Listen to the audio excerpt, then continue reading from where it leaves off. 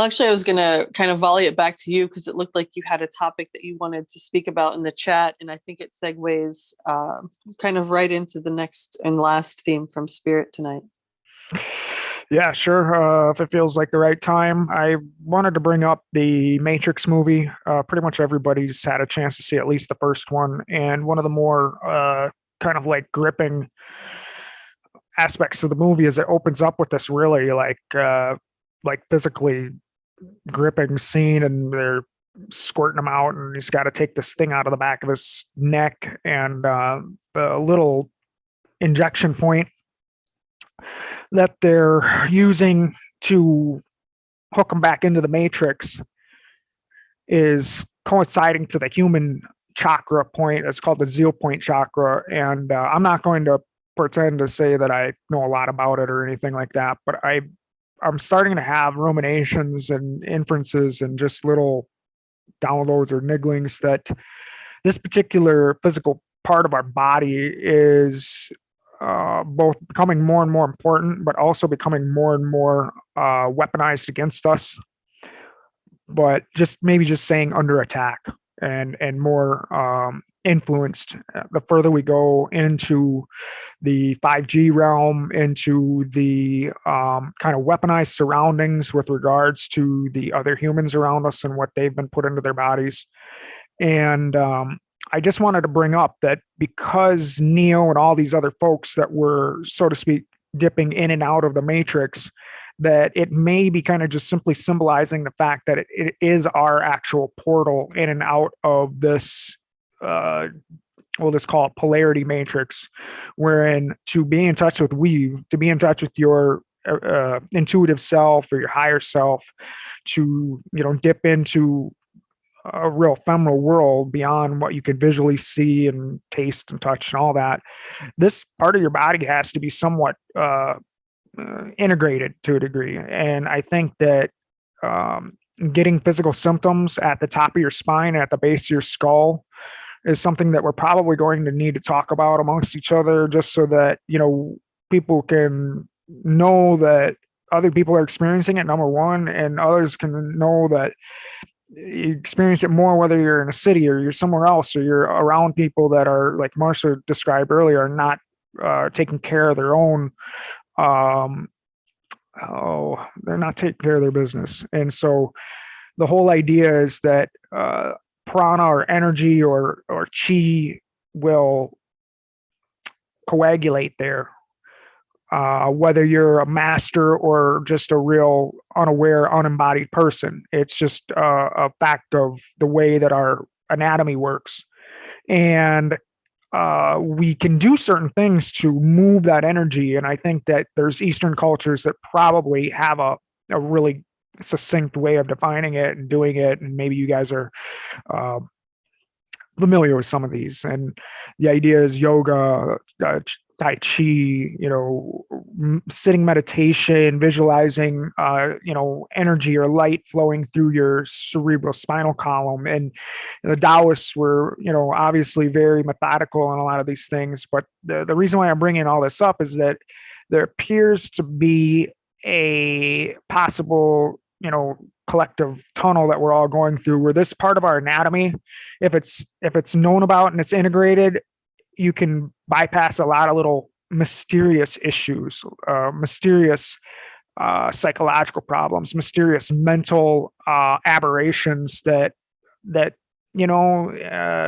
psychology doesn't have a good vocabulary for and doesn't handle very well. It's actually the occult world that handles that far better. But I bring this up because the movie put it into perspective for us, so that we can kind of see it as a possible portal in between worlds. Whereas we're born into this matrix, we got this third dimensional body, but then if we integrate this Zeal point chakra and allow our energy to snake up and down our spine and our channels out our extremities and out into the earth and into the heavens, that there's an amount of integration and stuff. And we do have an acupuncturist in our group here. It's probably something that they'd be able to speak to a high degree. And I just want to bring this up because if other people can maybe just keep track of what's going on at the base of their skull or the top of their spine, do they have a stiff neck? Are they getting physical symptoms? Are they able to feel free and clear, not just in a physical way, but in, I don't know how to call it. You guys are familiar with the term of a stockade or a stanchion? Energetic clogging, it literally feels like a stockade or a stanchion around your neck, like you're out in the courtyard with the blockades over your neck and your arms. It's also been described as having like a talon digging into the top of your neck or the base of your skull.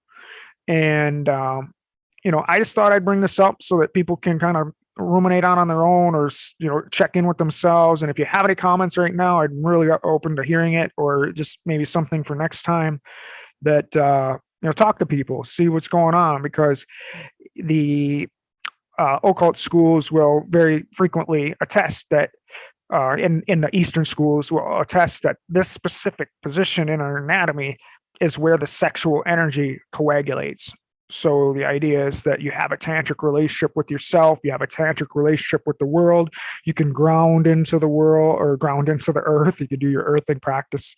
You can root into being, root into existence, and visualize things. Whatever your process is. And if anybody has any comments or anything like that, I just wanted to maybe just start a conversation around health, around this specific thing, because I just have a inference that it's going to become more and more important as we go, maybe through what Marsha brought up as the window of this 2022 to 2024, where we're having kind of a collective, did you call it an awakening? I'm not even sure.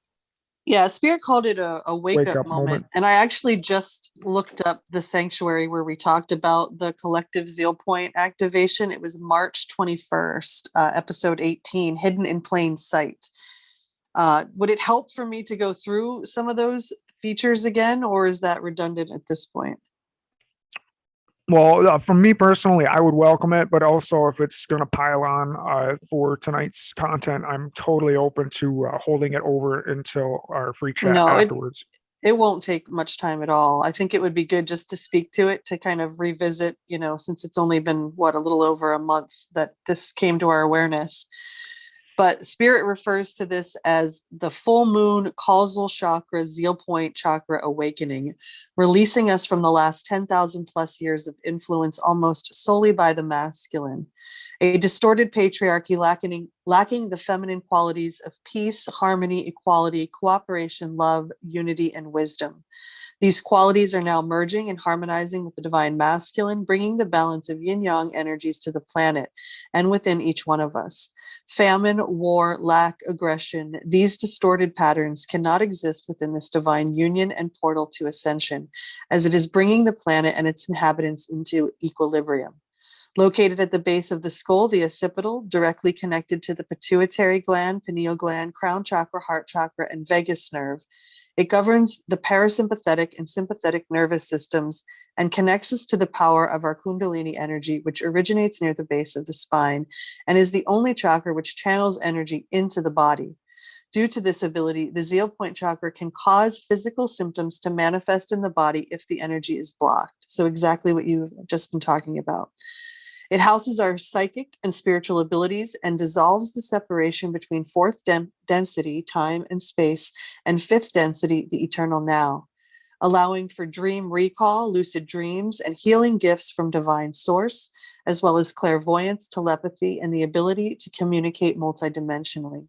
It is the gatekeeper to our higher awareness, and it dissolves the veils of amnesia of the third dimension, allowing us to remember and experience our multidimensional selves, releasing the earth programs that have held us hostage within the fear and control paradigms of the third dimension, and releasing ourselves and humanity from the bondage of the veils of third density and awakening the dream weaver within us.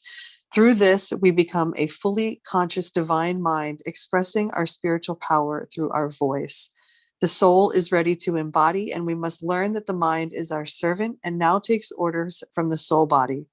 Imbalances in our Zeal point chakra are caused by emotional trauma, bereavement, and negative patterns from childhood, as well as intense breakups or separations in the form of relationships or careers. When we do not confront these imbalances, they become symptoms expressed within the energy body and eventually the physical body. The Zeal point is where the soul enters the body, and it holds our original spiritual blueprint, as well as the programs and debris that we have absorbed throughout our lifetimes on Earth. Known as the mouth of God or the well of dreams, many believe this chakra was fully open and activated in humanity's previous timelines before the fall from grace. It works directly with the soul star chakra located above our heads. When it is imbalanced, we may experience mood swings, resentment, anger, low and stagnant energy, feeling spacey and ungrounded, exhaustion despite adequate sleep, depression, stress, low self-esteem, as well as underactive or overactive reactions within our body mind. It can cause overeating, abuse of substance, and alcoholism. Connected to the medulla oblongata located in the hind brain, it is responsible for autonomic functions such as vomiting, sneezing, cardiac and respiratory functions, as well as the regulation of our heart and blood pressure. So a lot of people have been talking about raised blood pressure, and Spirit says that this can be connected to this Zeal point awakening. Once again, it is the entry point to our higher consciousness, which allows us to fully speak the voice of our soul. We must learn how to deal with these challenges so that we do not congest our energy field, creating physical symptoms in the body. This entry point is our new evolutionary spiral as a human species, activating our spiritual abilities and profound revelations as it connects us multidimensionally to the past and the future. So it connects tonight from Spirit's perspective, our last segment here. Spirit used the tale of the Little Mermaid, but it was actually the shadow side of the Little Mermaid. And the way Spirit phrased this was that humanity has entered into an agreement with the Sea Witch, that we have given up our authenticity and our voice. And here Spirit had me write for ... what? What are we giving this up for? Because when we give up our voice, we're giving up our truth. Where are we being censored, or where are we self-censoring? Spirit is saying that humanity is now resorting to manipulation and is creating resentfulness because of this censorship. And we must summon up the courage to speak our truth, particularly in our individual relationships. And we are being called to be true to who we really are. So that means no longer kind of massaging who we are to who we think people need us to be. When we take care of our needs, we are right place, right time. And gentle self-care leads to self-love over time.